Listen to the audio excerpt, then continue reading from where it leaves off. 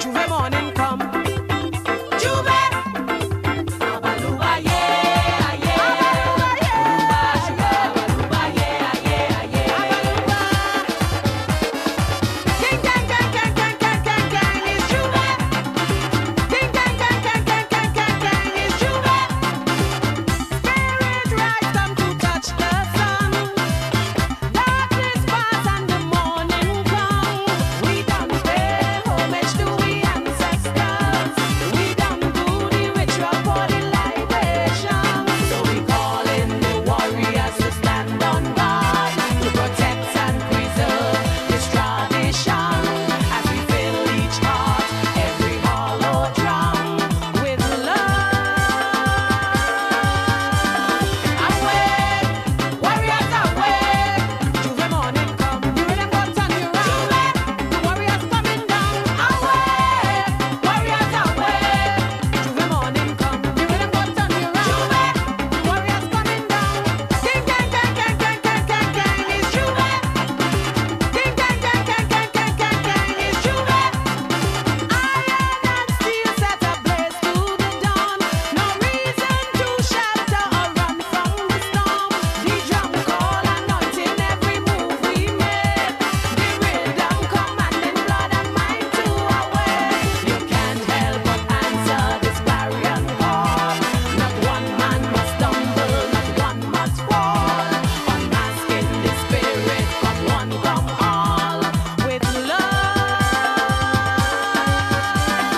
Awake, warriors awake. Juve morning come. You hear them guns and you run. The warriors coming down. Awake, warriors awake. Juve morning come.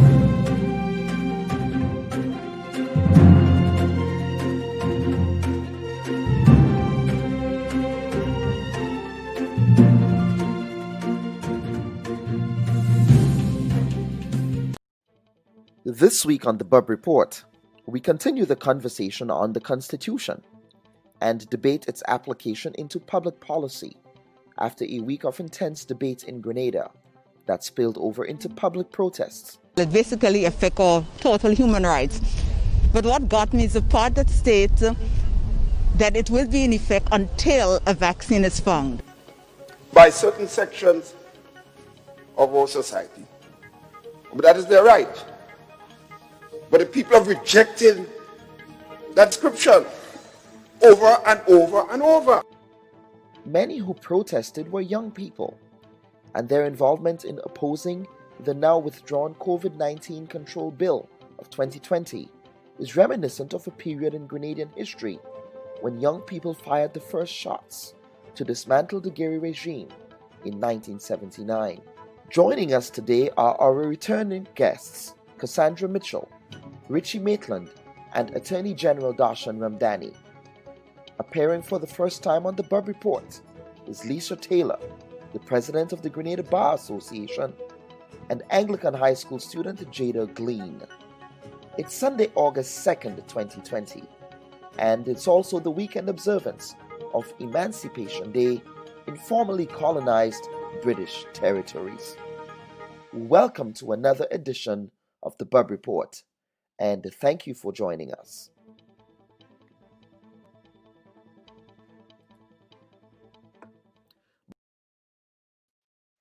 A pleasant good morning to everyone, and welcome to this Emancipation Weekend edition of the Bub Report. I want to take this opportunity to wish everyone a happy Emancipation Day. It is actually my favorite holiday on the yearly Georgian calendar. And so I want to welcome you to this Sunday. We have a packed program for you.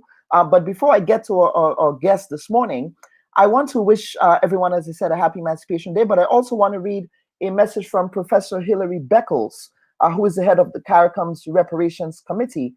He wrote the following about yesterday's commemoration of emancipation.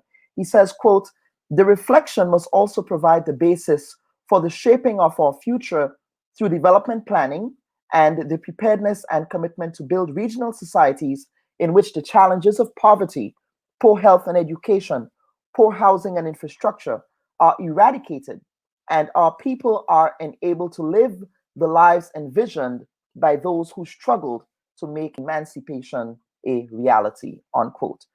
Now, before I welcome my first guest, who is Jada Glean, she actually has roots in Guave, St. John's, like myself. She's also a student of the Anglican High School.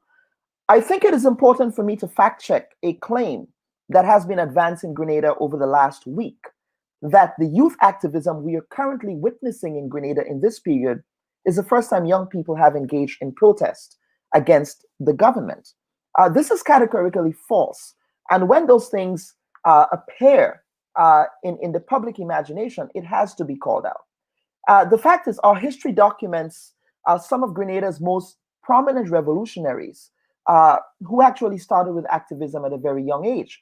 Eric Gary was still in his 20s when he got involved in the struggles against the oil bosses in Curacao before being deported to Grenada.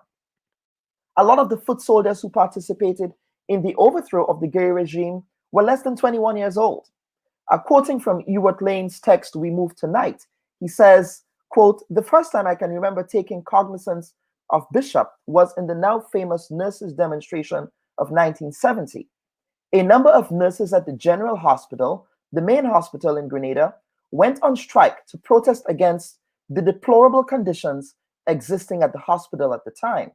The progressive movement, then in its nascent stage, not nation, rallied to the side of the nurses. In November 1970, led by young progressives and supported by a number of youths, the nurses staged a demonstration in downtown St. George. He then recalls the attack on the True Blue Barracks on the morning of March 13, 1979, in this way. He says, quote, "As a group of young combatants, many of them no more than teenagers, armed with nothing else but Molotov cocktails, with the efficiency of machines, delivered their goods into the True Blue Barracks. As they operated, one could literally see sweat forming the letters of the word courage down their young faces," unquote. I'm saying all of this to say, folks, that facts matter, and it is important that when we are giving context to events that are taking place, that we go back into history. History is my best friend. I am a student of history. I love history. And so it is in that spirit that I welcome uh, a young lady from who's going into Form 5 in the Anglican High School, Jada Glean. Good morning, Jada. How are you? Good morning. I'm fine, thank you. Are you Okay, hearing me? Jada, I am hearing you very well. So, Jada, I know that you are a constitutional guru, if you will. And I know that you have been following the events taking place in Grenada over the last week. So, can you tell us your thoughts on just how you perceive the Constitution getting into a lot of these debates?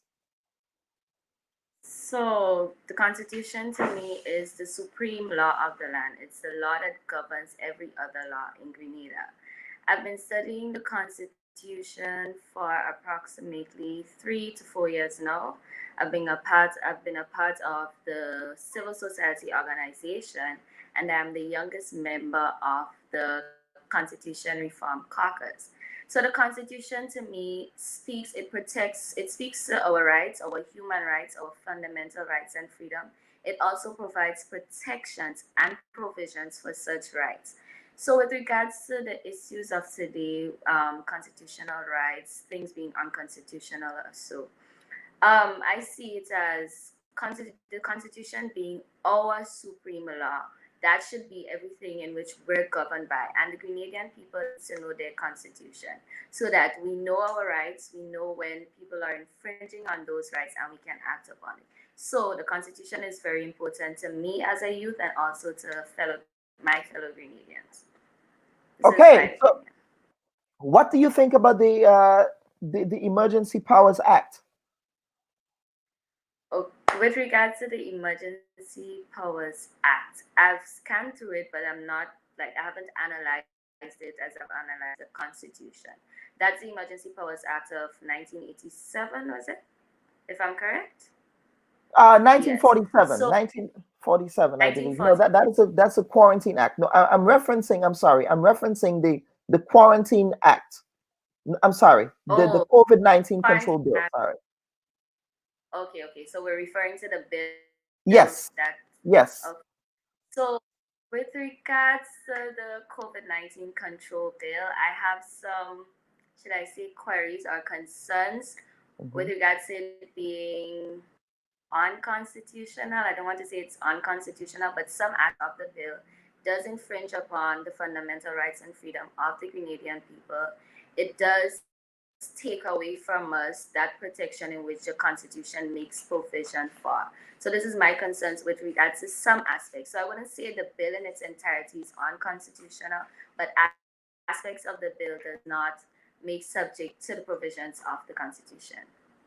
So you are okay with a lot of what you saw in the bill, and you feel that it has connections and relevance to the Constitution, but that there are some parts that you have The concerns fact, about. yes, there are some aspects in which I have concerns about. I've I've listened to different discussions with regards to the bill, the COVID-19 control bill, regards to the 1947 Act. And thinking about it now, the Constitution came into play when we gained independence in 1974. The 1947 Quarantine Act, was it? Yes. Because it came before in the Constitution, Schedule 2 to the Order, Traditional Provisions. I'm making reference to the Grenada Constitution. I think it's page 108. It speaks to existence. So may I go ahead and quote from the Sure. Constitution, if that's okay? Yes. Yes. Okay. So Schedule 2 to the Order, that's page 108, transitional provisions with regards to existing laws. The existing laws shall, as from the commencement of the Constitution, be construed with such modifications, adaptations, qualifications, and exceptions as may be necessary to bring them into conformity with the Constitution and the court's order. So, with regards to the 1947 Quarantine Act again, it is said that the bill has some parts of the bill are quoted from that act. But after the Constitution came into play, I don't believe I've heard of nothing analyzing the bill or making any making any modifications or amendments to that act to make it subject to the Constitution. And as the Constitution 6, the Constitution is the supreme law of the land. And any other law that comes under it should be subject to the provisions of the Constitution. This is just my opinion or brief overview.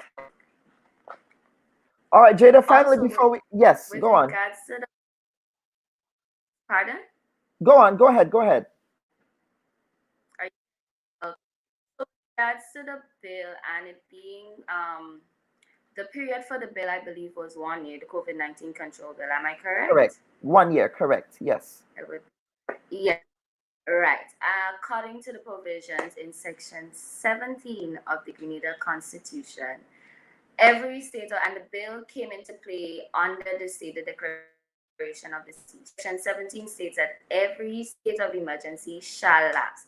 And they gave a period of time in which the state of emergency, the first instance, I believe, was 7 days. Then you can extend it up to 21 days. And then up to 6 months. The last instance was extended up to 6 months. Nothing more than 6 months.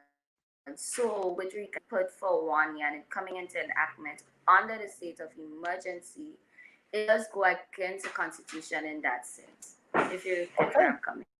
All right, Jada. So I Thank you have so much. Yes. Yes. I'm going to bring you back later on in the show, but folks, we will go to headlines, and we have a packed show for you today. So we will come right back with our panelists.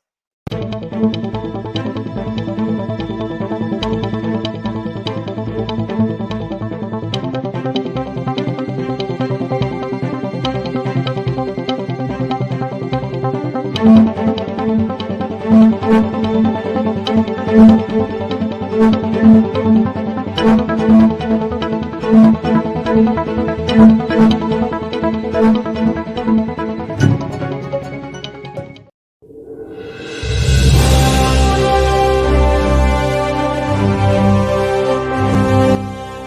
you know something?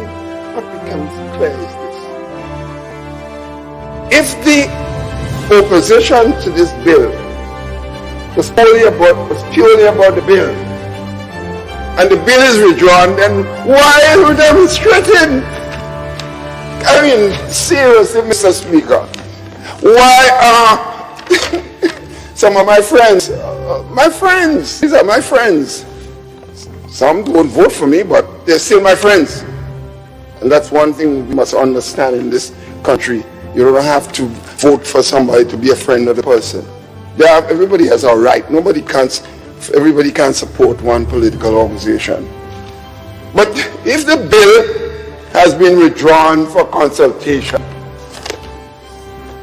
what are you demonstrating? So you could only draw, I'm drawing my own conclusion, and I suppose everybody here can draw their own. It would mean that there must be ulterior motives. It could be one, maybe political. It could be some of us maybe want to satisfy our ego and like to be in the limelight for one reason or the other. And all that is okay. There's nothing wrong with that. But at least the people will know what people are doing.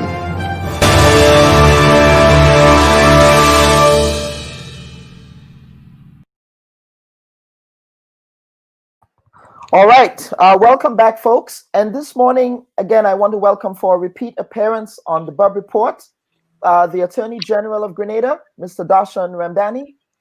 Thank you so much, Mr. Adri, for agreeing to come back on my program after our spirited and very important discussion we had on Monday.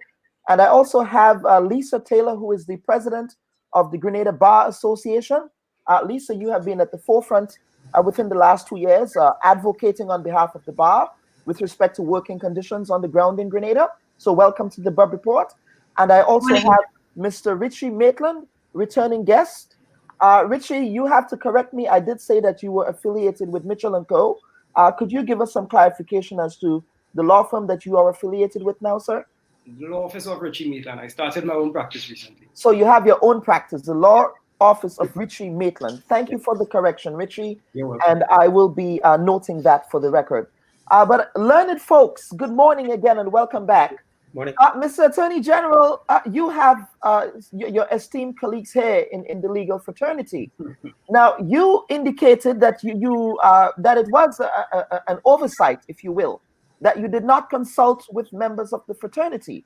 Now you have two friends in the fraternity on the bill. I'm sorry, you said you did consult with some, but not with the bar as an official body. So we have the platform now where we can have those discussions.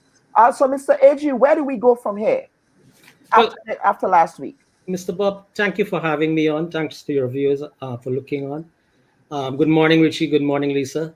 I must first of all share happy Emancipation Day greetings to everyone. We are in that weekend. And in that vein, Mr. Bob, I must say to you, I commend you. You are doing one of those important things that Professor Beckles spoke about, which essentially is to educate and inform members of the public in relation to important issues. And we are dealing with a lot of important issues right now. So this platform and what you are choosing to do as a responsible broadcaster or a media practitioner is to be commended. I congratulate you on that. You will have to ask hard questions from time to time. And all the time, not from time to time. We will have to provide answers to those questions. Yes, sir. I think to put it in context, I must say also congratulations for bringing on young Miss Jada Glean, or Jada Glean. Please forgive me if I've gotten the intonation wrong. And the interest that she's showing in constitutional law. It is very, very crucial that the young people in any country start bringing themselves up to au fait with the constitutional provisions. Quickly, there are things I want to address in relation to what young Ms. Glean has spoken about. You've asked me a particular question, though. let me say that we have admitted from the government standpoint that we blinked on this consultation issue. I think we have, over this last several days, made this very, very clear that we got that bit not in the appropriate manner.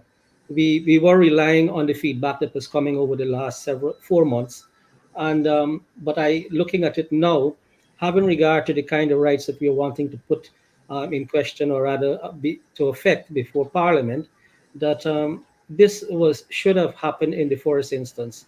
I am pleased to say I see Lisa there. I don't see Mr. Ritchie because your screen now only has 3 persons, but I know he's There is- listening. he's Yes, there. yes, I'm there. We have already reached out to the bar in response to what has been happening.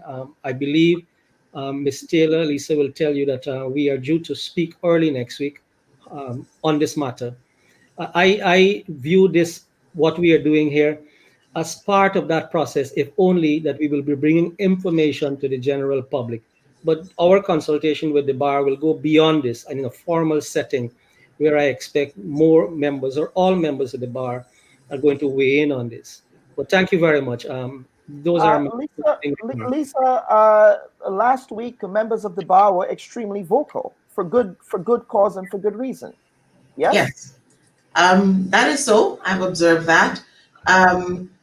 We are the representative body for lawyers in Grenada, and the Legal Profession Act, which governs the practice of law in Grenada, recognizes that fact.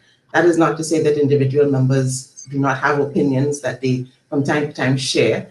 All calculation on receiving the bill, which was, as I think the AG has conceded, quite late in the process. Literally, my first review of the bill was on last week, Saturday, when I think we were at the throes of tropical storm concerns and so on. So that when it became apparent to me during the course of Sunday following that it was almost certain that the bill would be withdrawn, which was our first concern. Immediately on reading the bill, even without doing a deep analysis of the bill, certain things occurred to us, those of us who had sight of it. And the immediate concern was to have the bill withdrawn, to allow the time and space for a proper consultation and a reshaping of what the intention is behind the bill. And that became apparent that that was the way it would go, I think by about mid-Sunday. And that in fact was confirmed by the Attorney General later in the day. So our focus then switched. The advocacy I observed continued, but our focus then switched to putting together the kind of review of the bill, which was necessary to be able to make informed comments on it and to set upon a course to be able to give cogent recommendations. We understand what COVID has done to our society, and we fully understand that there will be the need for some measure of control and regulation for the protection of all our citizens. But it is readily apparent to us, and I think the rest of the population, that this bill is not it by any means. And we have signaled to the Attorney General early in the day, because I was initially concerned that having allowed that consultation was necessary and that it was an error not to have started the process in that way. Having allowed for that early in the week, I saw signs that the consultation was likely not to take the serious and meaningful form that we expected to take. So we signaled to the Attorney General that if indeed we entered into this consultation, our firm expectation is that at the end of the process, we will not end that process with the bill in the form in which it has been presented. We don't know, because I don't want to predict what will happen. We expect the consultation to be robust and to involve a wide cross-section of the bar. We don't want to predict what will happen, but the one thing I can say with certainty is that we will not accept at the end of that process the bill in the form as it is, whether that the end game results in a retweaking or amendment or a recall. It may very well be that the proper course to take is to recall the entire bill and start from scratch, as it were, and get it right.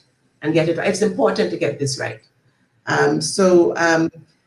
To that extent, and also because on Tuesday of next week, the day after the holiday, We will hold a special meeting of the bar, but we've already started the process of research. And I want to share with you positively, in light of the comments you made earlier, it has also given me great delight as a former secondary school teacher, not only to have young persons like Jada Glean on your program today, but to also receive from young members of the bar, who some of whom have not traditionally been involved in any issue in any particular way.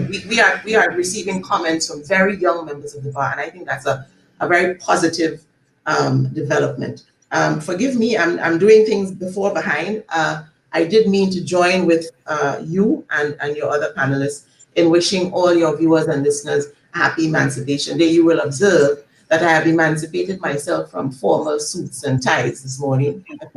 I think the day being Sunday and the weekend being Emancipation, I could not countenance the idea of wearing British-inspired wear for such an occasion. So I will take a departure from my learned friends on that score. Emancipation is an important day in our history. It is an important opportunity for reflection. I challenge any person who has never heard or read the Emancipation Proclamation from start to finish. You cannot hear that or read it without being moved. It is a, and you can hear it every single year, and every time you read it, you get something from it. So especially the young people, I challenge you. It's easy to find access to it and read it from start. And those of us of African descent, you cannot help. In particular, it's a moving experience for anyone who reads it. But I would issue that challenge today as we reflect on what Emancipation Day means to us and in the wider diaspora. So I'll pause here. All right, Richard. He's smiling. I know you want. Lisa, how do you react to the claim that Lisa is making that a lot of the young members of the bar are actually getting involved and being actively involved in this particular discussion? Yeah, so I mean, over the years, there have been a lot of issues that would have warranted this sort of response. Or I don't know what is particular about this one, but I'm quite happy to see the activism and the interest. And that is my experience as well, that many younger members of the bar have been speaking, posting, debating this bill. So I'm just happy to see that this bill is in fact a catalyst for that sort of movement and engagement. And I would love to see that continue. Have you had conversations with the AG, or your pronouncements have only been public pronouncements? Have you had direct conversations with him this week? I have not had communications with the AG. Specifically, I was looking forward to that engagement in a consultation, which was scheduled to happen. Okay. Now, I'm going to bring in Cassandra Mitchell from the civil society grouping, who has agreed to join us this morning. Cassandra Mitchell, there appears to be some reckoning, if you will, with respect to the bill. And that could be in part due to the fact that your organization and a lot of members of civil society decided to stand up against this. Cassandra? Yes. I'm not just representing civil society, but I'm also representing the Independent Caucus Committee for Constitution Reform. We've been around for about 3 years. That's the organization in which Jada is a part of. And the whole objective is to, well, first acquaint ourselves with the contents of the Constitution, and hopefully in the future bring the Constitution to the general public so that they too understand what the Constitution or Supreme Law says and how it affects them. And hopefully in the future, we can start talking about constitutional reform. Because even this bill, if you look at the bill, a lot of people are saying, excuse me, I think I'm off the camera, yes. A lot of people are now saying that there are contents of the Constitution that they would like to see change. So I'm glad that this bill is a catalyst for that discussion, and hopefully, we'll be able to take the Constitution to the people and allow them to make the decision as to what aspects of the Constitution needs to be changed. So, but I'm sorry, Cassandra. I'm wearing several hats in the process. Yeah, I'm sorry, Cassandra, but Grenada had a constitution reform that failed miserably at the polls. The people didn't seem to want to have a reform of the Constitution. So I'm not too sure what would be the outcome of this. I looked at the reports from the OAS and different organizations who was observing the Constitution reform processes, and I listened to the people on the ground during both referenda. And I think I want to farm the opinion, and this is my opinion, that there are several mistakes, if I may, that were made. One, that the constitution reform process was being pushed by politicians, so it was perceived to have had a political agendas. And two, Grenadians don't know what the constitution says, and that's the reality of it. So having politicians at the head of the constitution reform processes and Grenadians not understanding exactly what the constitution says, and even looking at the bills that were proposed, I think there was a lot of mix-up in that you had several sides saying vote no for this bill, but there were aspects of that bill was relevant to today's society and what is happening with us as citizens of Grenada today. So we did make some mistakes. So in the future, I'm hoping, and I know one of the suggestions coming from the OAS is that what should have happened is that the referenda should have been pushed by the people and more than likely by persons involved in civil society, be it the Bar Association, be the trade unions, members of NPOs or NGOs, and CBO should have been pushing the process instead of the politicians, because it came across like if they had agendas. Now, one of the things that really came into focus, and I'll bring in Mr. Ramdani and Ms. Taylor here, was the 1947 Quarantine Act. Now, my reading of that particular act, it would seem that it was tailored for that particular period in time, right? Now, one can argue that perhaps isn't it time for us to actually amend that entire act in its entirety, and perhaps this new COVID-19 control bill could be a way to begin that process? Mr. Adri, I would start with you, and then I would get Lisa to respond. Thank you very much, Mr. Bob. I think this is a very important question, but I think you're posing it from the wrong end. You're posing it from 1947. You should pose it from present day. And the question should be this. You should ask me whether in the present constitution, the 1974 constitution, which Ms. Glean spoke about, let's start from there. That constitution deals with this question of whether anyone should be able to enter your premises. Yes, because that provision you're talking about in the 1947 Act is the provision which gives police, I'm putting it in context for the listeners, is the provision which gives police officers the power to enter homes without a warrant in quarantine situations when I suspect that act is engaged. And the bill represents that provision. So let us see the basis of that and whether it can stand constitutional muster at the test of the Constitution. The provision which is engaged, the fundamental right provision that is engaged by that proposed section is Section 7 of the Constitution. Ms. Glean is listening, so she can make a note of it. Section 7 of the Constitution says that except with his own consent, no person shall be subjected to the search of his person or his property, or to the entry by others on his premises. So that is the fundamental right that is given. The protection of that right is captured by Section 7 of the Constitution, that you should, except with your own consent, no one shall enter your premises. Yes? And so, but if you look at Section 7 and you look at Section 7.2, you actually see this language, these exact words. Nothing contained in or done under the authority of any law shall be held to be inconsistent with or in contravention of this section to the extent that the law in question makes provision that is reasonably required in the interest of defense, public safety, public order, public morality, public health, and it goes on. Yes? So the Constitution itself, as we all know, when you live in society, there's one theory that you enter into a social contract. You don't have absolute right to do everything. You can't walk around the street without any clothes on. You have to comply with certain rules to respect the rights and freedoms of others. So the Constitution itself recognizes that no fundamental right is absolute. You do not have an absolute fundamental right in relation to any one of your rights, your basic human rights. Those rights have limitation, and those limitations are there so that law and order can be maintained in a society.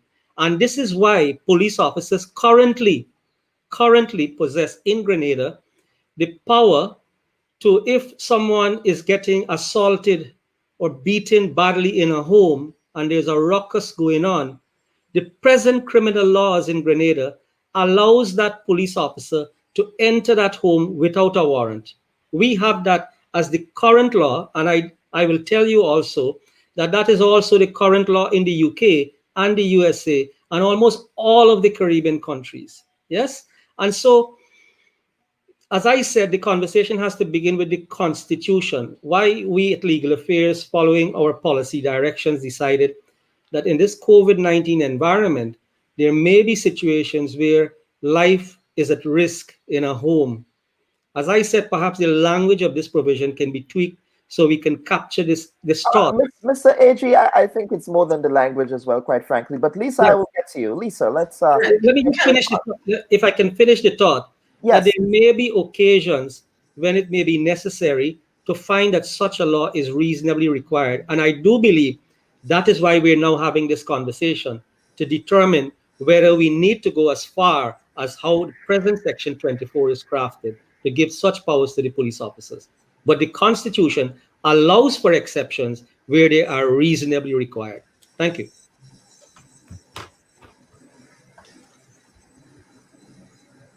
Kellen, I think he's frozen. I think he's frozen. Okay, so I'll wait for him before I respond. I can hear you too, but I don't know. There are limits to technology after all. Our internet in Grenada seems to be working pretty fine. So far, so good. Yes, except that he is frozen. So let's blame it on the other side. Well, I'll join with you on that one. I'm sure he'll figure it out.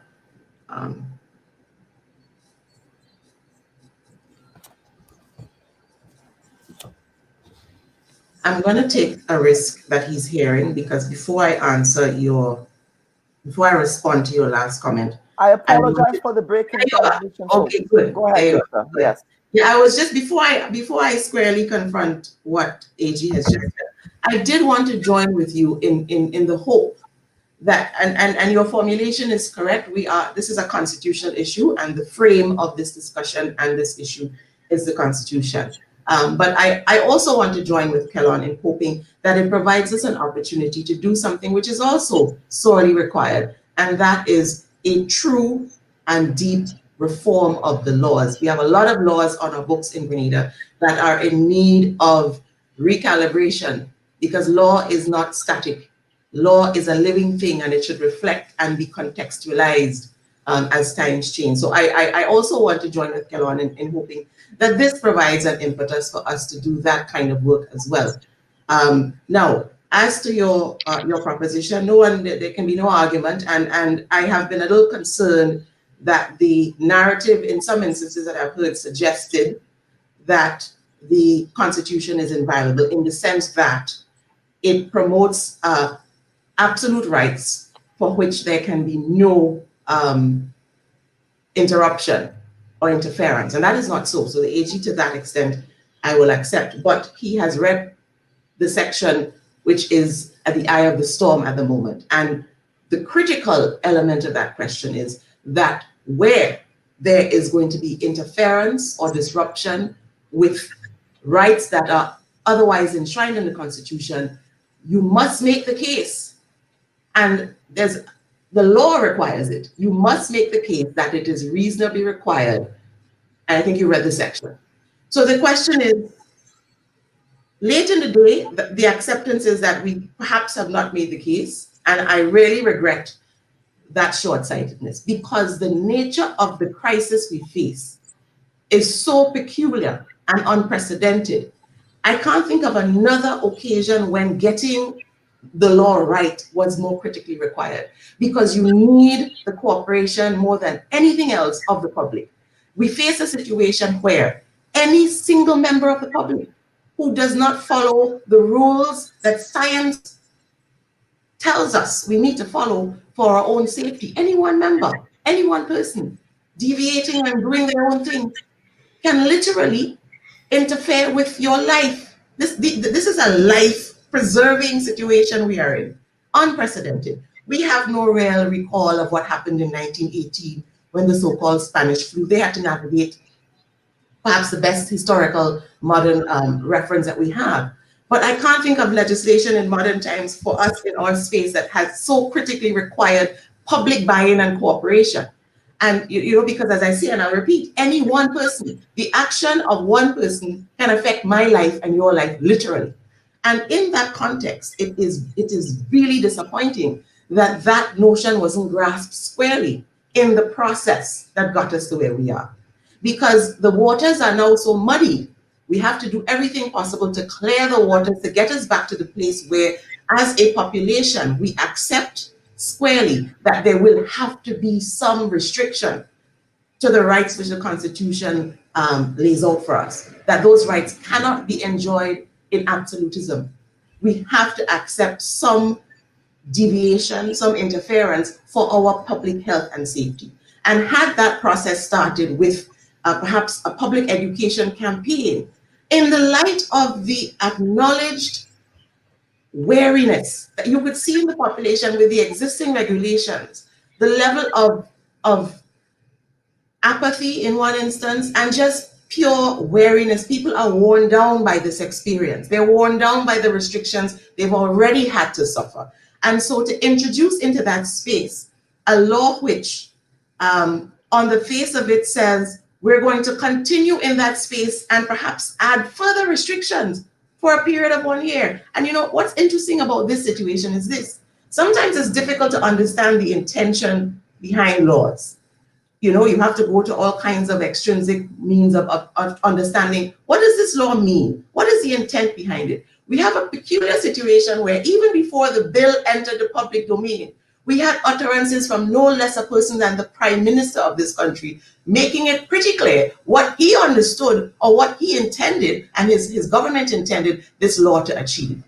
Most of us, like me, confronted for the first time before even reading the bill, what was reported. The first time I confronted it was, in fact, an article coming out of the Jamaica Gleaner, and where the Prime Minister, it appears, was quoted as saying certain things, like that this situation would have to be continued indefinitely until we find a vaccine. And people who follow the news of COVID know that if you follow international news, we don't know when that vaccine will come. So if the population was introduced to this idea of this bill by the public utterances of the Prime Minister saying, among other things, we want to keep this state of emergency going indefinitely or until we get a vaccine. And by the way, I would take issue with the AG who has promoted the idea that this bill is merely a continuation of the regulations that we've been following and the different iterations of it. It absolutely is not.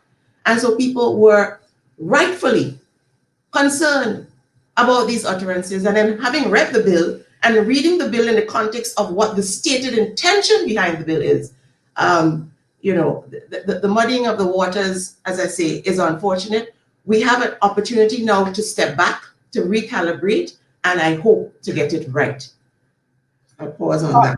Richie, on the question of getting it right, what are some of your ideas and proposals? Some of which you articulated on the program last week as well. So one of my major concerns is actually the section 25 of the bill, which gives cabinet essentially the power to make regulations during a state of emergency, regulations which affect a very, very wide portion of rights.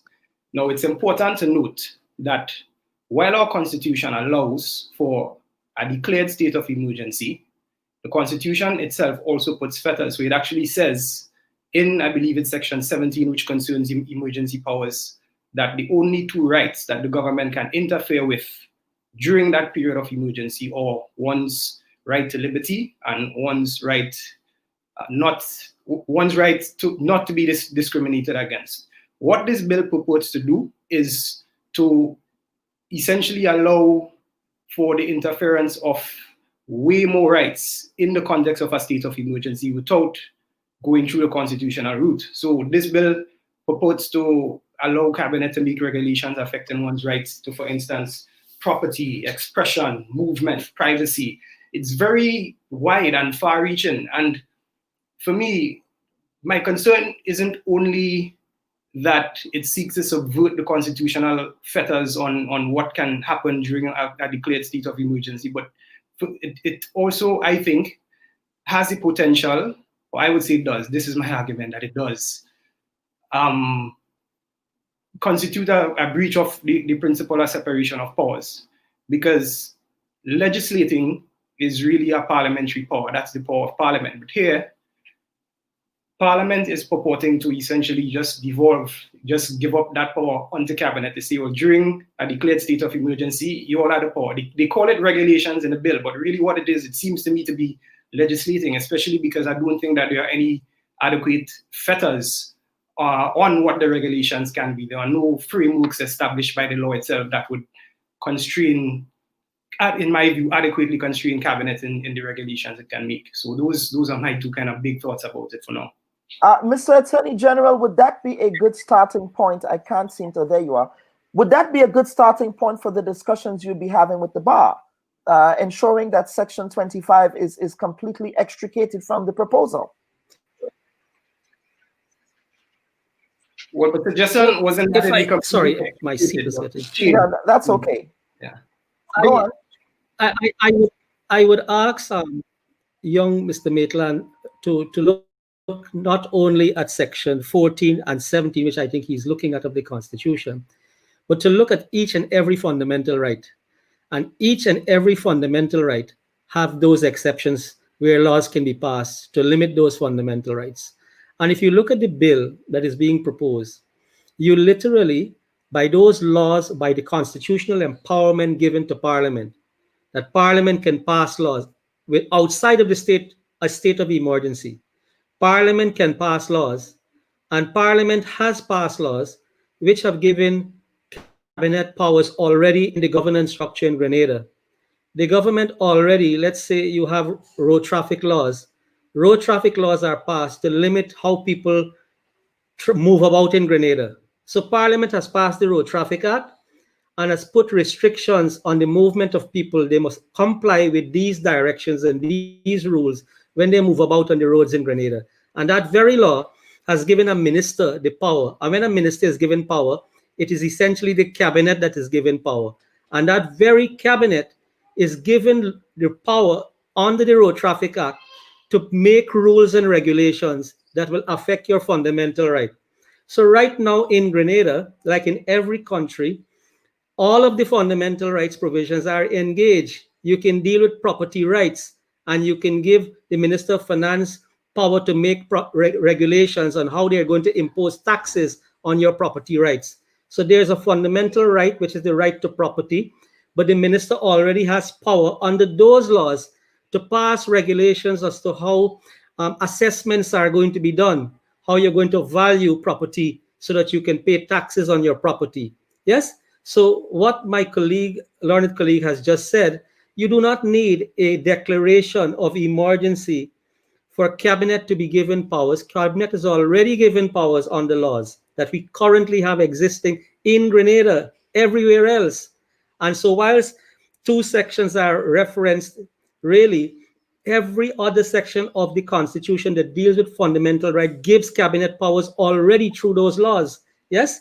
And Richie, how do you respond? Sorry, finish your thought and then I'll go back to back to the proposed section 25. There would be no way to manage a declaration of emergency unless some executive authority is given power. Conceive for a moment that a declaration of emergency was issued by the Governor General, but the entire structure of government was destroyed. We had some major hurricane, everything is destroyed, law enforcement is and Parliament can't sit.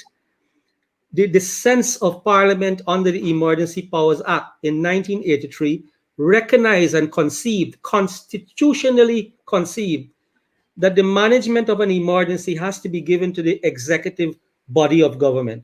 They're the ones who are going to manage. They're the ones who are going to decide whether we should open all businesses in the country, whether we should have a curfew. Now that can be decided by Parliament as well. But there's absolute real practicality, constitutionally sound, to allow, because once Parliament can pass laws, Parliament can also delegate the management of those laws to the executive arm of government. Richie? Right. So while that is true, it's always a matter of extent and degree. So I agree. the laws that the learned AG refers to, which do in fact delegate somewhat, what they also do is provide a framework within which the minister or cabinet or the executive may exercise their discretion. Because learned AG, of course, you would be familiar with the principle of the opposite of federal discretion, essentially just devolving discretion.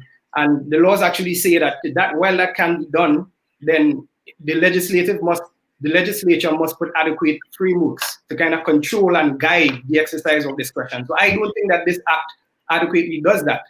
But there's a second issue. You see, I think part of what this proposed bill does is conflate the making of emergency regulations with normal legislation. So yes, it is true that legislation can be made which impacts rights, and the Constitution does in fact allow that. It's just that the particular section that I'm referring to uses a declared state of emergency as the linchpin. And I'm just trying to understand the intention behind that. So in other words, it says that once a state of emergency is declared, then the cabinet has the power to do all of these things. Whereas if they were purporting to strictly act pursuant to the constitutional state of emergency provision, and they will only be able to interfere with two rights. So is it that Section 25 provides for emergency regulations, or is it just that it's a bit of legislation that purports to affect rights? And your argument is that it does so constitutionally. Which is this is my question, and I don't think that is adequately clear. If I may jump back very quickly if you look at the Constitution, Section 14 and 17 14 expressly speaks of two rights, but you can't read Section 14 and 17 alone without looking at all the other fundamental rights provision. And when you look at the package of fundamental rights, if in normal times you can affect all the other fundamental rights by properly passed laws which are reasonably required, then why not in a state of emergency you couldn't incorporate that same lawmaking power into that structure? And this is what Parliament did in 1983. Parliament did exactly that in 1983. Parliament in 1983, Mr. Attorney General, Parliament in Grenada? In Grenada, the Emergency Powers Act. I believe the Emergency Powers Act. Yes, Parliament the Emergency Powers Act at that time. But in 1980, it's a 1983 act, I'm sure. Yes? Right, but it was not a parliamentary act. The Parliament was not imposed in 1983. It is now an act of the Parliament. Okay. Well, it's law in Grenada. It's what year? 1987. Please forgive me. 1980s. Thank you. Yes. Law. Right. Yes. Yeah, right. And so that power already exists, and I will remind all, we have actually used it. We have actually triggered the cabinet powers to make regulation during Hurricane Ivan. This was the exact same act that was triggered, and cabinet in 2004 was given power under this act to do all those things that we see in the proposed Section 25. It is set out in that practical manner, in that wide manner, and it is actually specified what areas you can touch on, maintenance of certain things, public order, for these reasons, and you can control certain things, including fuels, food, liquor supplies, electric, water, and so on. It has given you that wide ambit because emergencies are of that nature. One does not know when an emergency comes what things you will need to do. It expects, the very concept of an emergency contemplates that you may have to do unprecedented things to save lives, to save property, and to protect everyone. And this is why in 87, the Parliament decided, let's put a legislative construct in place to cater for emergencies and unpredictable, unforeseen events. And you can have a wide-ranging powers given to cabinet only in cases of emergencies. So what we have that we're debating right now, it is in law currently in the 1987 Act, in exact language.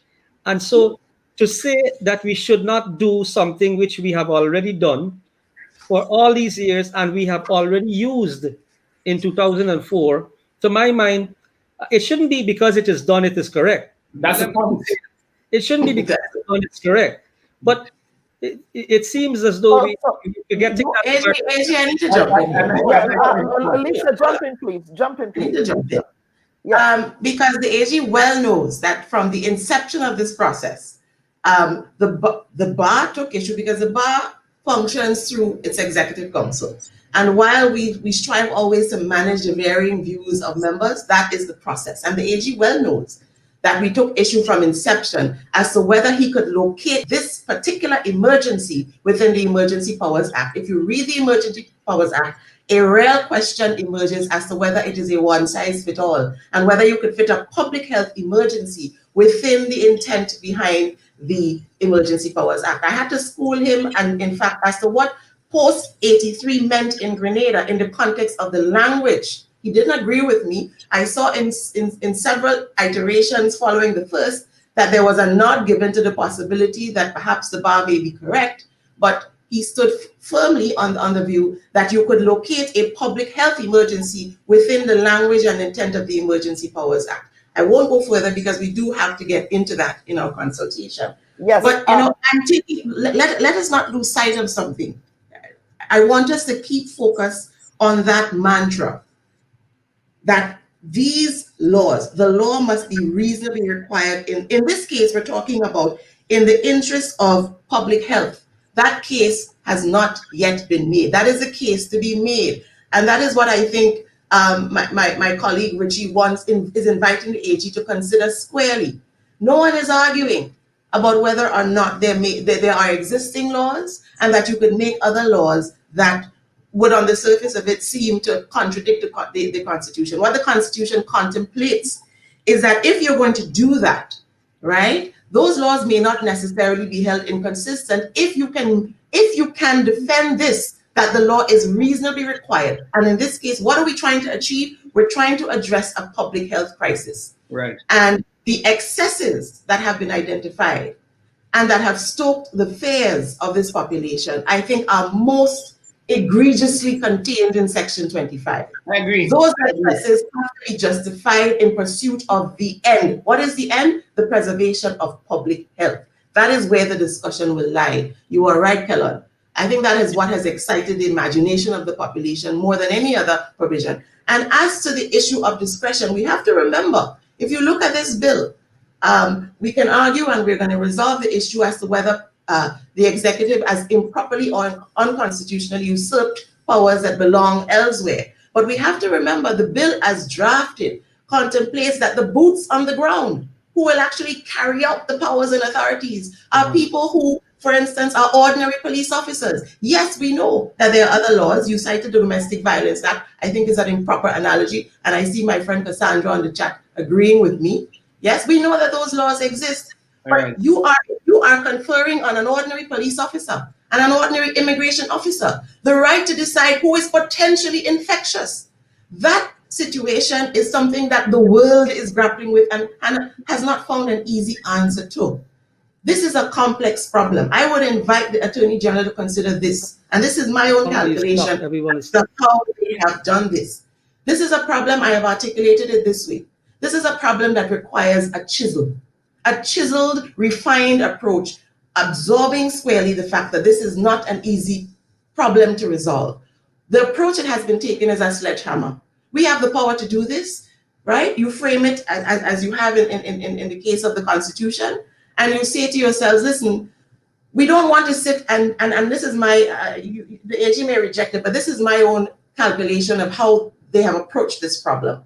Rather than sit down and do the refined, complex, policy-driven, science-based work that needs to be done to come up with the best piece of legislation to govern a most complex and evolving problem.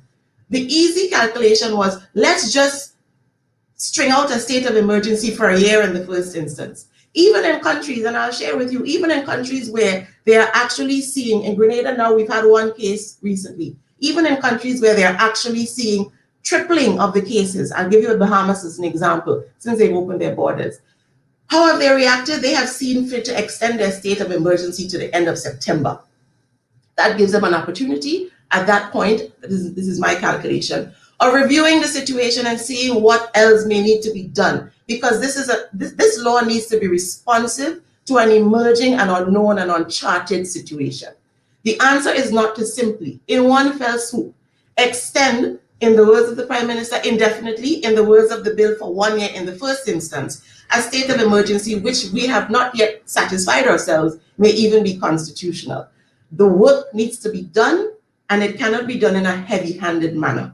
It must be done with precision, responsiveness, and a recognition that the reality today may not be the reality next week for less than a year's time. Yes, that is what I would invite the Attorney General to consider as we go forward. All right. On this note, we would come up for air. We would actually go on to 12:30 today because this is an important discussion. And when we come back from the break, I would invite Cassandra Mitchell into the conversation again to raise some of the issues that the learned attorneys raised this morning with respect to how civil, I keep saying civil society. I know that she represents the Constitutional Advisory Group in Grenada. So we'll come up for air and I'll be right back. In the cabinet, you don't take a vote. You don't put it to a vote. There is a discussion, and the Prime Minister, as chairperson of the cabinet, catches the consensus. If he catches the consensus wrongly, and other members of the cabinet feel strongly enough about it, they will speak up right there and then and say, Mr. Prime Minister, I think you got a consensus wrong this time. If the Prime Minister insists that that is what I've heard, you have a stalemate there. So that while in theory under the Constitution, the Prime Minister catches the consensus, and that is really the end of the matter, by settled conventions regarding the operation of a cabinet in the Westminster model government, the Prime Minister will put it to the cabinet, is this what we are thinking? And get the response of his colleagues. It is said in this system that the Prime Minister is first among equals. In fact, that is not so. The Prime Minister has no equal in the cabinet. He is technically above the other ministers. But to prevent the system being mismanaged, as it were, we have these conventions that, although in strict theory, the Prime Minister catches the word of the cabinet, the proper convention is that, nonetheless, a wise Prime Minister will listen carefully and properly to what his or her cabinet colleagues are saying.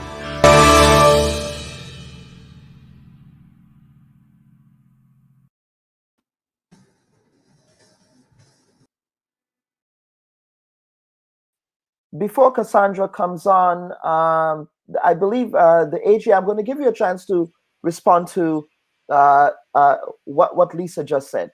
Give you a chance to rebut there.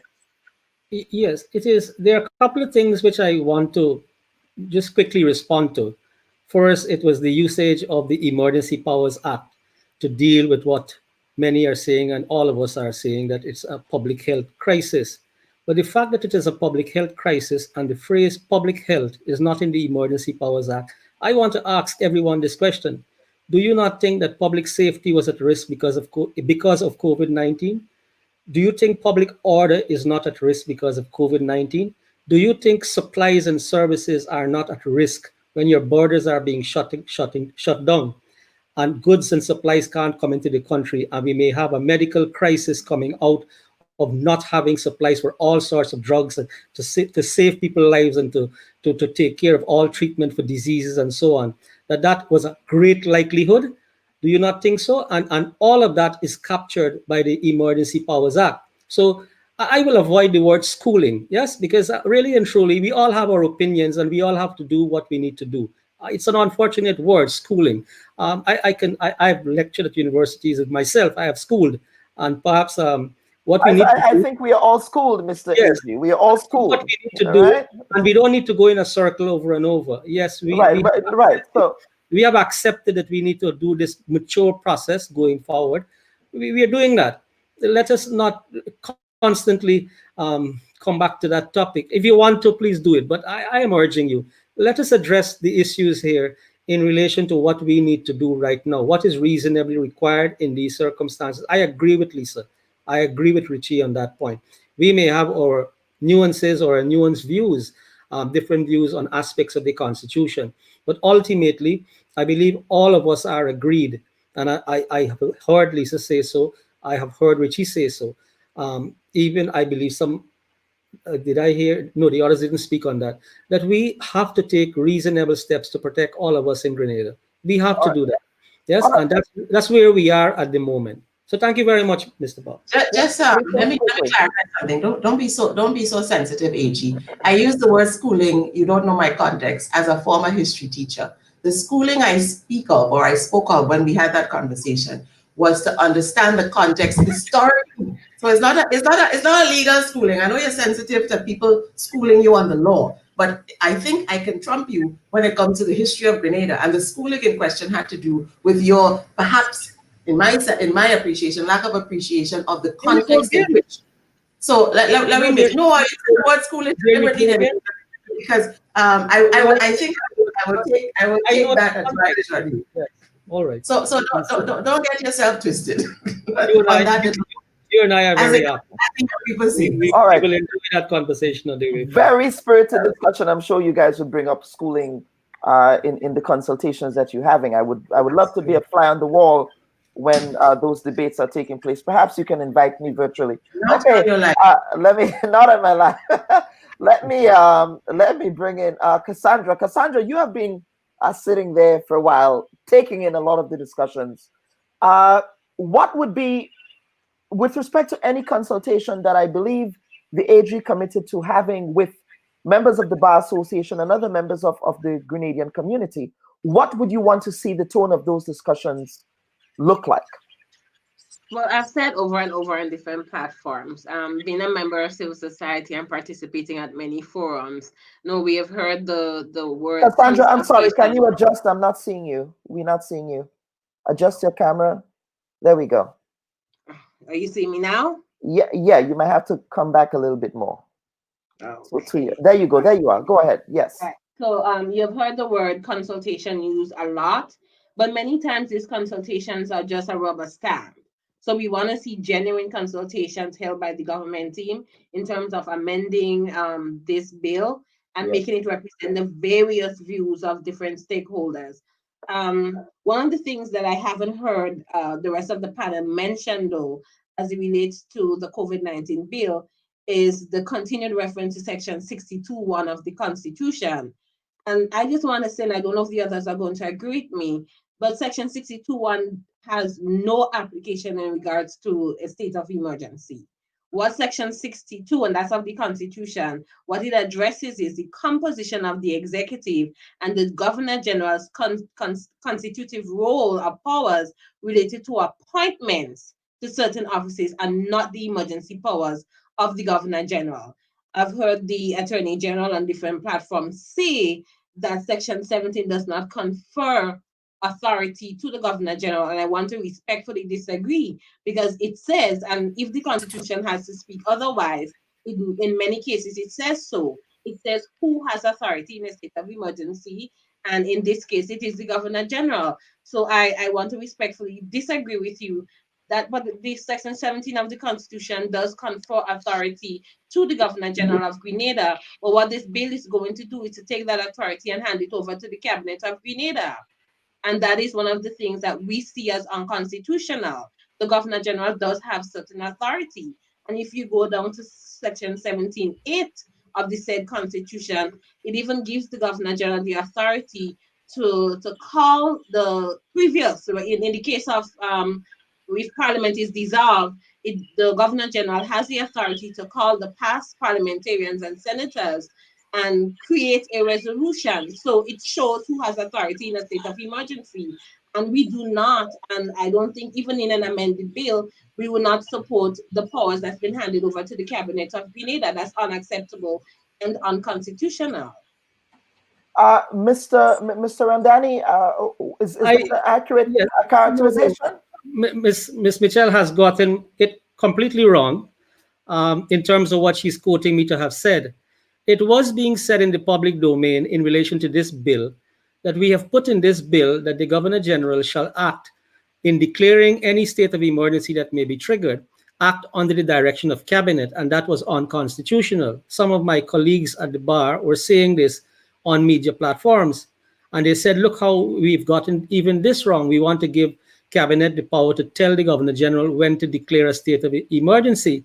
And I made reference to Section 62 in that context.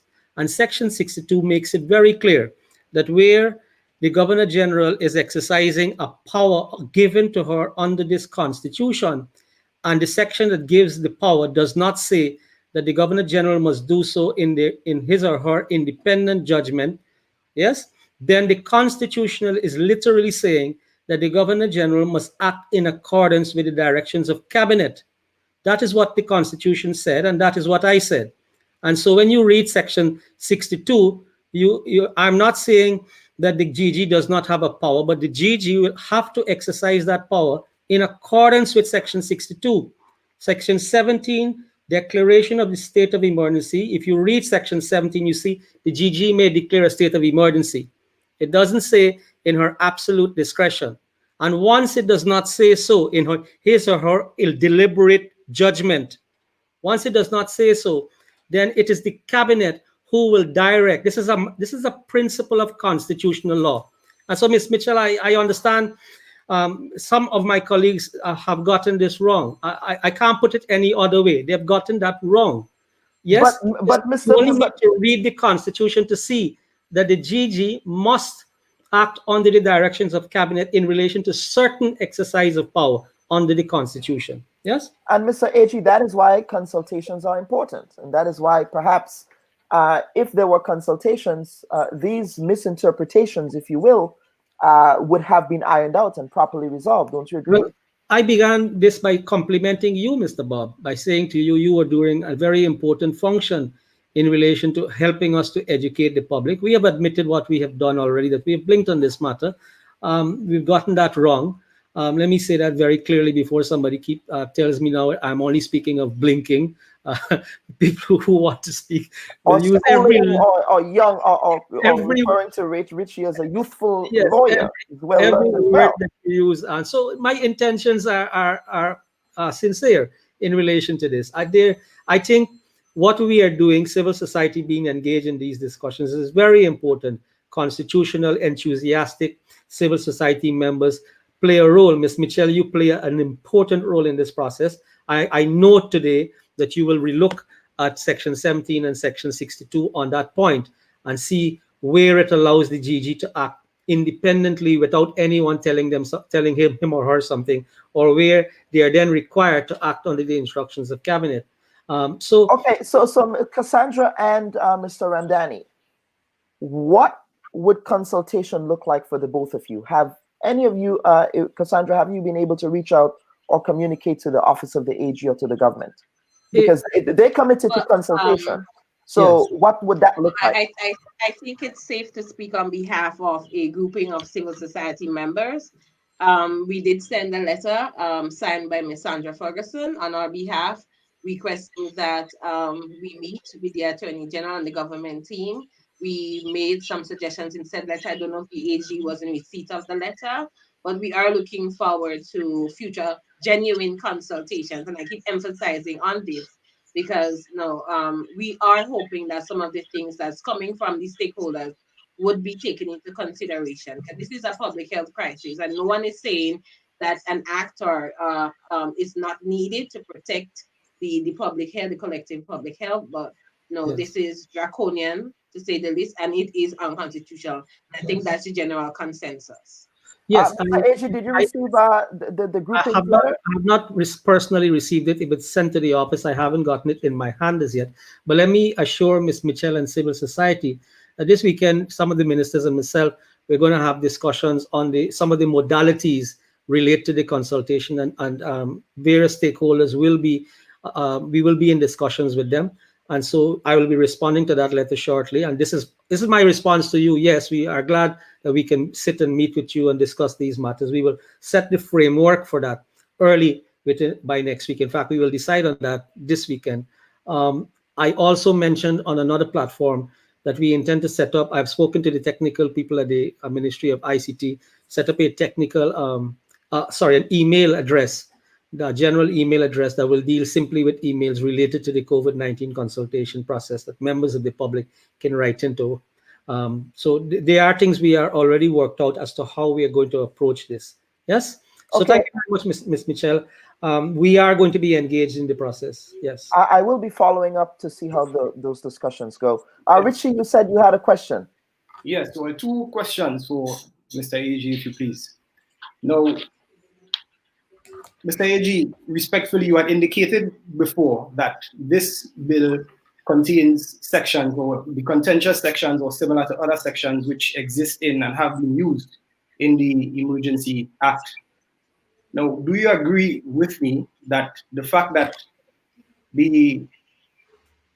that similar provisions might have been used, that they may still be unconstitutional? I know that the matter, I don't believe that the Emergency Act has ever been constitutionally challenged, but do you accept that that doesn't make them necessarily constitutional? Well, very quickly, I think, Rishi, I said that earlier, that not because something is already in law, that means that the lawmakers have gotten it right. Laws, we can come years down the road and you can find a challenge later on. Look, right. The act that was dealt with passed in relation to Grenlec before my time. Some other officer might have held the position, and the act was passed into force, and then it was challenged in court, and a particular section was deemed to be unconstitutional. Yes, right. I believe that we might both have been part of that litigation. Oh yes, Mr. Richie, you were there, and yes. And I believe that particular bill was sent out for some degree of consultation when it was being done. So even though there was consultation, if I'm wrong about that, I'll be wrong. But I think it went out for consultation. Again, it was before my time. And even in the process of consultation, the bar weighed in on it. Everybody who were, at least the bar weighed in on it. Others might have done that as well. And that passed in Parliament. It went to Parliament, it was passed. And then there was a challenge to it, and a section was declared unconstitutional. So, Richard, you're quite correct. Right. When Yes, go ahead. But I'd like to just contextualize it in terms of the legal principles, because Lisa has been speaking about the fact that laws may be passed that interfere with one's rights, but those laws must be what the Constitution calls reasonably justifiable in a democratic society. Now, there have been cases which have explained what that means. I'm quite sure that you're familiar, Mr. AG, that it must be for a legitimate purpose. Nobody doubts in this instance that it is in the interest of public health. But there are 2 further requirements: that it must be rationally connected and it must not go further than is absolutely necessary to protect that interest. I want to refer you to 2 specific sections now, Mr. AG, in the bill. Section 25C, which gives the cabinet the power to impose restriction on a person's communications with other persons. So what makes that section justifiable? How does it protect, preserve, or push the interests of public health, restricting one's rights to communication, just broadly? Mr. AJ? Yes, that has made people very comfortable. That's a very important question, Richie. I think this will be one of the topics we will continue these discussions on. But very quickly, that provision, Section 25, will only be triggered, and all of those powers there will only be triggered if we get to the point of having to declare another state of emergency. Right now, we are in a state of emergency, yes? And right now, the cabinet does have the power to do those things. They're not exercising them at all. But if you're getting to Section C, you're asking me why, in what world, what COVID-19 world will that be reasonably required to, and if you look at it, imposing on any person restrictions in respect of her employment or business, in respect of her place of residence, and in respect of her association or communication with other persons. We are already imposing restrictions on businesses. And I do believe a lot of persons have recognized that the restrictions we have imposed on businesses were reasonable in the circumstances that we exist. We are already restricting persons from association, the freedom of going to gather with other persons, forming crowds. Yes, we've already contemplated restricting people from communicating physically with persons who are in quarantine. So you can't go there and demand to see them and say you have a right to communicate with another person. You can pick up a phone perhaps and call. So how far you go, but I'm answering your question from a broad perspective. Already we have the ability and we are doing some of these things which is caught in C, restricting movement, restricting association, restricting businesses from operating. You remember when we were entrenched or beginning in the agony of COVID-19 from the beginning, we had actually said no one should be allowed to drink any alcohol in public. You could buy it, you could take it home, but you can't drink it. So we felt, because it became a law enforcement nightmare, to have to divert resources to control this COVID-19 environment, the police force was going to be extremely taxed, and they have been extremely taxed. And so, whilst you may say, why can't a man have a drink? What we are doing is balancing the limited resources we have to control the COVID-19 environment. So the police force was being drawn to deal with COVID-19 issues. And if you have people drinking and they're under lockdown in the evening, those people are going to be agitated in the public domain more than a man who's not drinking, perhaps. Yes? I say perhaps. All right. Okay. Mr. Atri. Let me close on this sentence that what is being contemplated by a possible new state of emergency in the future and having these powers is to have the possibility to cater for those unpredictable scenarios that might arise. But even so, I am saying you can see examples that could arise in a COVID-19 environment that you might want to limit association, limit businesses, limit people physically communicating with each other, hugging up people, meeting with them. We had to stop people visiting persons when they come in on these planes and they were put in quarantine. Families turned up and wanted to meet them. We had to prevent that. Yes? So thank you very much for that question, Rishi. We will continue the conversation on these matters. And if this section has to be removed, we will address these things. Yes, these are recommendations when we come to some consensus that on if they can be demonstrated to be clear matters. And you're making some points. I think some aspects of what you're saying, we need to look at all of the restrictions that are contained there. And I'm prepared to do that. All right, but let me bring in, and I'm going to bring in the rest of the panel as we conclude today's discussion. But I want to bring in young Jada again. Young Jada, you have been listening a lot. You've been listening to the grown-ups in the room, if you will. And I was also reminded today that the Anglican high school students in the 70s were also part of the revolutionary protests that occurred. Again, I go back to the notion that young people were involved and engaged in a lot of revolutionary movements in Grenada. Jada, how do you respond and react to a lot of what you've been hearing here this morning?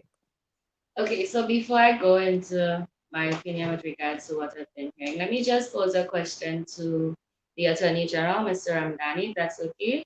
With regards to the Emergency Powers Act of 1987, I'm just wondering, Section 17 of the Constitution gives power to that act because it states the declaration of a state of emergency. But also subsection 2 of Section 17 states that every declaration of emergency shall lapse. Where does the Emergency Powers Act then gets its authority? Is it from the declaration of the state of emergency? Because they say in subsection 2, the Constitution states that the declaration of the state of emergency shall lapse. So the Emergency Powers Act came into being, I believe, in 1987. And in that period of time, I'm not sure if they would have declared a state of emergency, but this act was put in place. So is it then null and void present day? Mr. Attorney General, just ask that you answer this question, please. Thank you. Mr. Ramdani, he seems to, his camera is frozen. Mr. Ramdani, did you hear that question? Wonderful question, young Ms. Glean. A wonderful questions, because I have heard, in my humble opinion, I have heard lawyers, some of my colleagues get this wrong. You've actually said something which some lawyers are saying is not incorrect. You have said just now that it seems that Section 17 has given power to the emergency power, the declaration making power of the GG under the Emergency Powers Act. I've been having a struggle trying to explain that very same thing that you have just concluded. That conclusion of yours that the Emergency Powers Act derives its authority from Section 17 of the Constitution. So yes, congratulations on that one. I agree with you on that one. Yes. So now we come to the period. The period, whenever a declaration of emergency is made under the Emergency Powers Act, because it derives the authority from Section 17, no declaration made under the Emergency Powers Act can exist for any longer than what the Constitution itself says. That's the first point. So you would have to go back to Section 17 of the Constitution to see the life of any declaration. And when you go back there, you will see that Parliament is given a power under Section 17 to extend. So it can last for 7, then 21, then 6 months. Right. And after that 6-month period, Parliament can actually extend it again for a period of 6 months again. And then when it gets to that period of 6 months again, you can extend it for another period of 6 months again. And when you look to the exact section, Section 4, yes, right? Section 5, so that's subsection 4 and 5 of Section 17 and 6. And the effect of those provisions, those subsection, is that declarations of emergency can only last as long as 6 months in the first instance after they get past the 21 days. Yes. And thereafter, it can last for a period of another 6 months if Parliament agrees to extend it. Yes. And then it can go on to another period if Parliament again decides to extend it. Yes. And it has to be a majority of all of the members of the House, not all of the members who may turn up. Sometimes you see you only have 8 persons in Parliament sometimes. You have to have all of the sitting members present, and then it's a majority of all of them to extend that declaration of emergency. So the Constitution contemplates that it could last up to 6 months, but there's a power given to Parliament to extend it beyond that period. At any time, Parliament can sit and meet and revoke it. So look at Section 4, 5, and 6 of the Constitution, which I think you have in front of you. But that's a very I see young Jada smiling. Let me just say this. Subsection 3, Mr. Attorney General, if I can call you that, it went down to subsection 4, 5, and 6 of Section 17 of the Grenada Constitution with regards to Parliament extending the Constitution up to 6 months. But subsection 3 states that a declaration of emergency may at any time be revoked by the Governor General. It seems like you're giving the Parliament all the power, but the Governor General does have a say in this as well. So with regards to that, that's how I have interpreted the Constitution, subsection 3.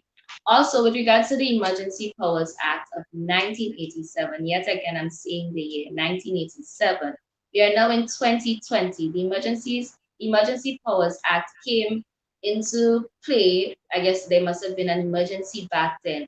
But according to Section 17, yet again, every state of emergency shall lapse, and they gave the period in which it shall lapse. So anything that comes under the state of emergency, under that declaration of the state of emergency, shall lapse eventually. So this is how I'm a little bit confused or tied up, if I may say. So if you care to give me some clarity, that would be much appreciated. That would be good, Jada. We're almost out of time, but I would allow the Attorney General to respond to that in his concluding remarks, which I would go to right now. I know that our audience, they really want more, but such are these things. So Richie, I would start with you. Final closing thoughts. Well, I'm quite happy that persons are becoming more politically activated. One of my major concerns about Grenada is just how apathetic everyone was, especially youth. So I'm hoping that this is now ushering a new era of holding governments accountable. Okay, all right. So Lisa, let me unmute your mic there. Go on. I want to end by saying and giving the assurance that the Grenada Bar Association is fully engaged. If the measure of our engagement is that we're not heard in the public space, that sometimes creates confusion. But from the moment we took hold of this bill and understood its implications and its significance for Grenadian society, we have embarked on a very serious process involving young and not so young members of the bar.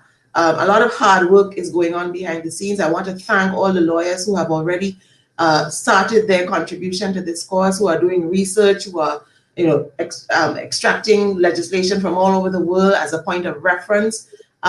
Just as a point of interest, I want to share with the Attorney General something that disturbs me. Just in my collaboration with the Commonwealth Caribbean presidents, grouped under the OCBA organization, we are not seeing a point of reference where a bill of this nature is being contemplated or has been passed. And that is very telling as to what makes Grenada so unique that we want to approach this issue in this way. So I want to give the commitment that the work has begun. We are committed to a meaningful consultation. We are determined that the output will see something quite remarkably different, if necessary, than what has been put on the table, and that will be perhaps more fit for purpose, that people will have a greater buy-in and will appreciate and want to cooperate with the legislation for the protection of all of us. So those are my final words. And happy Emancipation Weekend again to everyone. Under COVID times, a strange type of celebration, but it is what it is. Yep, Cassandra. Thank you again for the platform to voice our concerns. Like many of the panelists who said before me, this bill is the catalyst for many things to come. I can assure the Attorney General that we are paying, by we I mean civil society, I mean the caucus, I mean young people. We are paying very, very keen attention to what is happening here. Ms. Taylor, you represented well. You said everything that I think, and you shared the consensus of the majority of the stakeholders in terms of our concerns about the bill. So we are looking forward to genuine consultations, and one of the things, just like Ms. Taylor said, that I'm concerned about, and my regional colleagues, because we've been having meetings, and young people from across the Caribbean, Trinidad, Barbados, Jamaica, St. Vincent, Dominica, Antigua, we are looking on, and one of the questions that they asked me, just like you, Ms. Taylor, is what is unique about Grenada that you guys have to implement such a draconian bill? And I don't think I'm comforted yet by the response I'm getting from the government team. So the jury is still out as it relates to where this goes in the future. And we are watching. And by the way, Attorney General, this is just one of many constitutional issues and concerns that we as young people have. So we will be raising some concerns and posing some questions, not just about the bill, but many other things that we see happening in Grenada that we consider unconstitutional. So look out, we will be coming. Attorney General, they will be coming. They will be coming. Final thoughts, Mr. AG. Let's unmute your mic there. Mr. Ramdani, please unmute your microphone. There you go. Go on. Right. Thank you. Thank you very much, Cassandra. Thank you, Lisa, Richie, and Jada, for all the comments today. We can't on this forum resolve all of these issues. I suspect what we are doing here really is a sensitization for members of the public, starting the conversation, as it were, to get to these answers, that we will have to engage in more serious dialogue with all of the stakeholders involved. So I'm glad for the opportunity, Mr. Bob. Continue to do a good job of educating, informing the public of all of the salient issues. You can call on me anytime. We are here, and I will assist in getting this information out. This is a very, very important process. I assure you, I would be holding your feet to the fire, not only on this issue, but yes, on any other pressing issue that is occurring in Grenada. It is important that journalists behave as they should behave, being the fourth estate. Right, and my feet are the feet of a Caribbean man. They're thick and calloused, and so I'm ready for the heat. So thank you very much.